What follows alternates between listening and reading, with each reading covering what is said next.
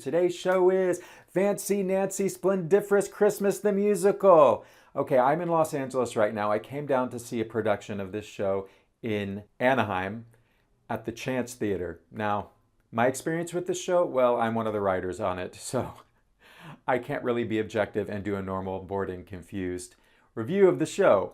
But I do want to talk about the process of writing a show for those of you who are interested in that.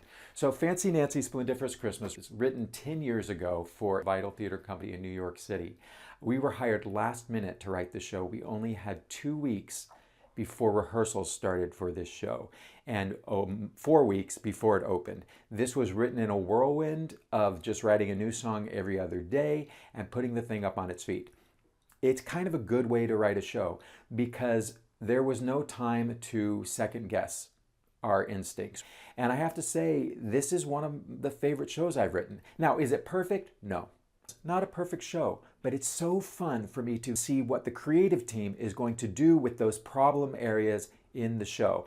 For example, there's this one song, it's a ballad. And let me tell you, anyone who's writing shows for TYA, for Theater for Young Audiences, you don't write ballads. It's not a good idea because kids don't have the patience for them. And so we have this one song called Each Ornament Has a Story, where the mother is showing these Christmas ornaments and the kids are taking them out and she's telling the story. So it's a bit of a show and tell. But every time I see this show, I grip the edge of my seat right before the song comes because I know it's in the middle of the show and I'm like, are the kids gonna get restless? Like the clock starts ticking. But I got to tell you, the Chance Theater did such a great job with this number. They added the father to the song, which he's not usually in the song, but it gave one more person so that we could move our attention around. The actors playing Jojo and Nancy were fantastic because they were like real little children and they were getting distracted and they were looking at these ornaments and pulling them out and making jokes. And when the dad kisses the mother on the cheek, they're like, ooh, gross. The song, which is normally this sensitive ballad, became very funny. The amount of humor they found in the show, places that I never intended to be a laugh. They had ad-libs, which I loved. It's a show for children, but it's a show for families because kids love this, but there's a lot of jokes in the show that only adults will get. For example, there's a character from the book, and she's this fabulous next door neighbor who travels to France and has big bouffant hair and fabulous clothes. And her name is Mrs. Devine. So when we were casting the show, we also have a character of Grandpa who only shows up at the end of the play. So I was like, well, the name is Mrs. Devine, so let's just have Grandpa play Mrs. Devine. And there's a lot of humor to be had for the adults in the audience watching this actor having to make these quick transitions between Mrs. Devine and Grandpa.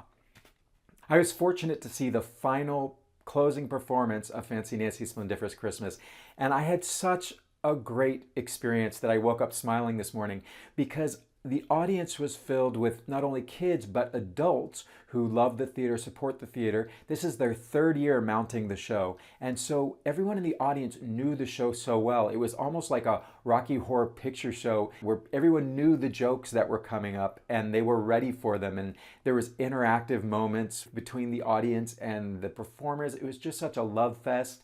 It was such a fun final performance of the show that everyone was just having such a great time that it really made me very, very happy. I could go on forever about how great this production of Fancy Nancy Splendiferous Christmas was. It was double cast. I saw both casts. They were both amazing. And I just want to say, go out and support small theaters in your community.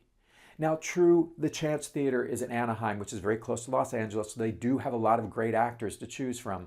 But TikTok has taught me anything. There are great actors, there are great singers, there are great dancers, there are great performers all over this country and all over the world.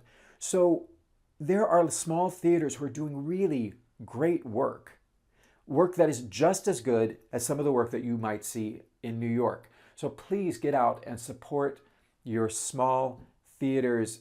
Go see their shows. I feel so fortunate to have this show that for 10 years has continued to be produced all around the nation and hopefully all around the world eventually. So Thank you for watching. And in the next one, I think I'm going to do a review roundup of everything in the fall season that I saw on Broadway. I'm going to tell you what my favorites were and rank them from my favorite to my least favorite. Ooh. All right, thanks for watching. Meaning of Christmas.